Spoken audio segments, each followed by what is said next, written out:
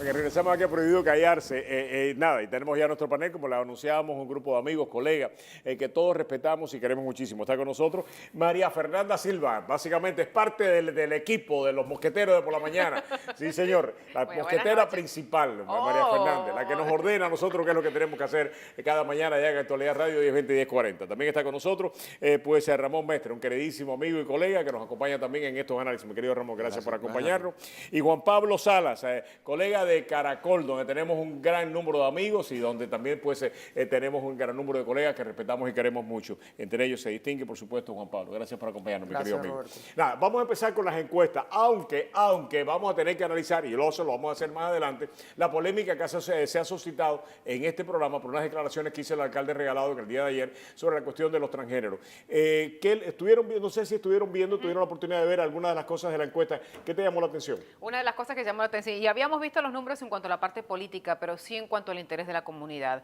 Y es cierto porque ayer a la noche nuevamente, ¿no? Otro de los tiroteos y las zonas más afectadas terminan siendo los barrios con población de personas de color. O hispanas.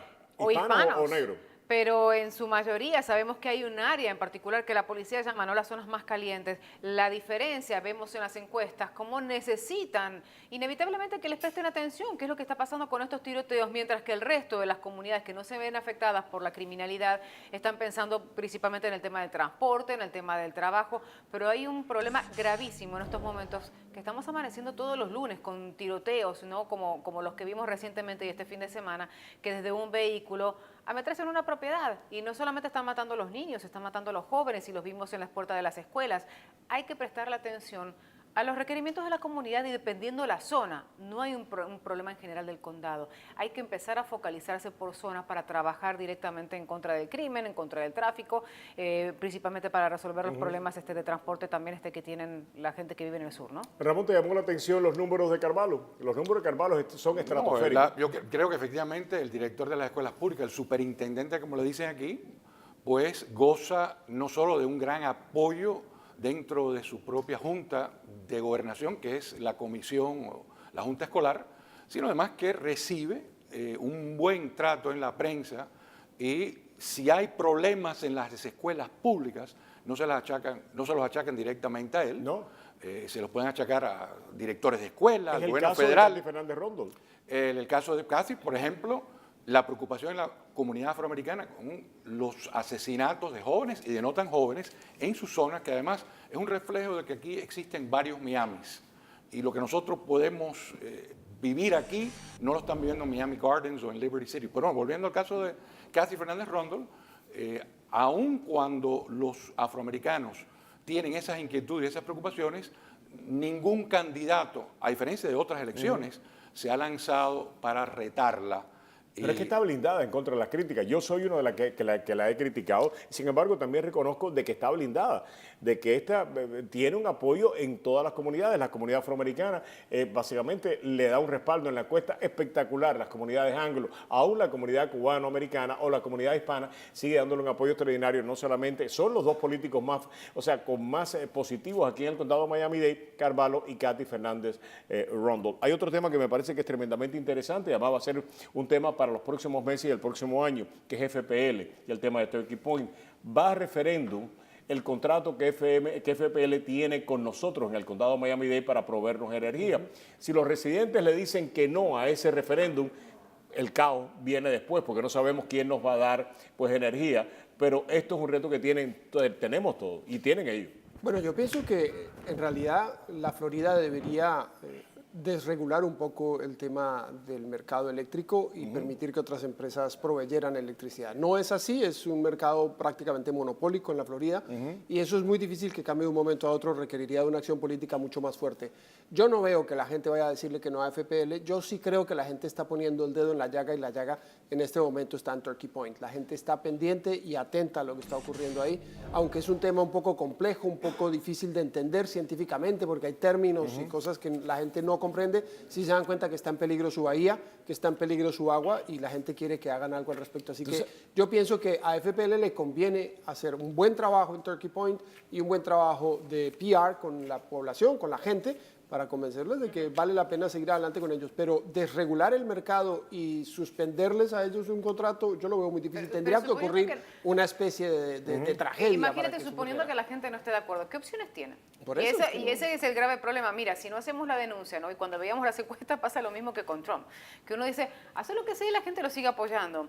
Ahí vemos en el caso de Katy. Katy fue realmente cuestionada principalmente en el tema de las boletas ausentes, fue cuestionada en el tema de Israel Hernández, la falta de cooperación en el caso de unos jóvenes hispanos. Y además el tema de la policía, todos los policías han salido exonerados. Aquí no hay un solo policía. Y sin embargo, las encuestas tienen apoyo de todas las comunidades. Y uno dice, o es que no se está informando qué es lo que está pasando y dónde están las fallas en el sistema. Y por eso la gente dice, bueno, sí, está haciendo bien su trabajo porque en realidad no conocen y creemos nosotros que todo el mundo lo sabe, pero en realidad somos los únicos que estamos despotricando diciendo, miren lo que está pasando. Y con FPL es lo mismo, porque ahí vemos grandes informes muy bonitos, salen con el bote y dicen, mira qué bien que tenemos la plata y cómo estamos purificando el agua. Sí, pero los estudios nos dicen lo mismo. Exactamente. Gracias a una especie de velo de ignorancia, porque también aquí existe un desconocimiento de qué oficial y qué dependencia tienen responsabilidad y a quienes debemos echarles la culpa o asignarles cuotas de culpabilidad por los males del condado, incluyendo el transporte o la congestión. Yo no digo que sea la culpa enteramente del condado, pero sí han tomado decisiones nuestros políticos y han utilizado impuestos que nosotros hemos aprobado. Yo no, pero la mayoría que aprobó en un referendo el aumento del medio centavo para el transporte y de la forma irresponsable y además del despilfarro de ese dinero está relacionada en parte con los problemas del transporte, para no hablar de las decisiones tomadas por la Junta Independiente, entre comillas, de las autopistas, que aumenta los peajes como le viene en ganas, no siendo un cuerpo electo, y que nuestros políticos, en vez de enfrentarse a eso, en vez de reclamarles, en vez de cambiar las normas de ese grupo de notables que hacen lo que les da la gana, pues se echan para atrás y permiten que estas cosas sucedan. Sé que estaba hablando con Ricardo Brown, que es colega de allá de actualidad, con el cual comparto de 9 a 10 de la mañana todos los días, de Ricardo y Roberto y Ricardo.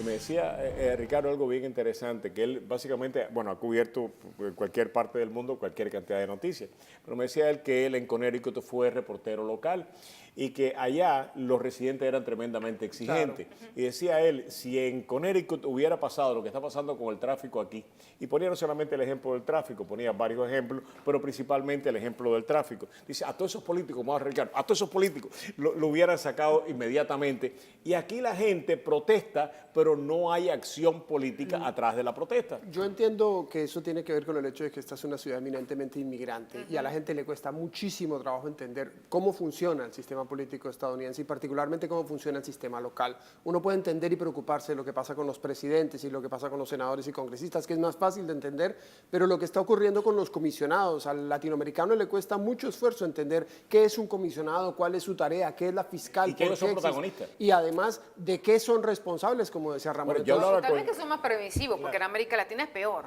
Claro. Entonces viene un país en la que dice, sí, pero la gente aquí hombre, no quiere no que... es nada, dentro la de todo, mira, no están robando tanto. No, mira, pero la gente no quiere reproducir el efecto latinoamericano y no queremos que... La gente no quiere que Miami se convierta en ese foco de corrupción que podría convertirse si siguiera los ejemplos de América Latina. ¿Acaso no tendremos una parte de la culpa los medios? Porque fuera de personas como Roberto, yo también me incluyo, ustedes creo que juegan un papel, pero en general el descuido precisamente del periodismo de investigación, el periodismo de divulgación en lo referente a los gobiernos locales, las instituciones locales, lo que hacen, lo que dejan de hacer.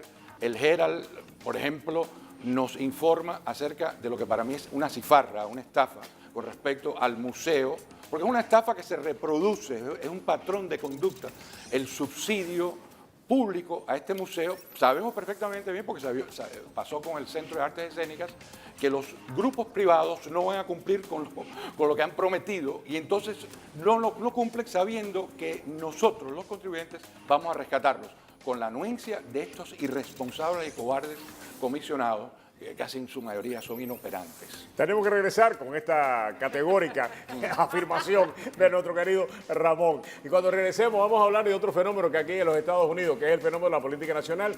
Trump le está ganando a Hillary en algunos estados clave, pero clave para ganar la elección. Es un empate técnico a nivel nacional, pero un estado que se destaca es Ohio. En Ohio, Trump le está ganando a Hillary, le está ganando, ¿no? Por 4 puntos. Regresamos.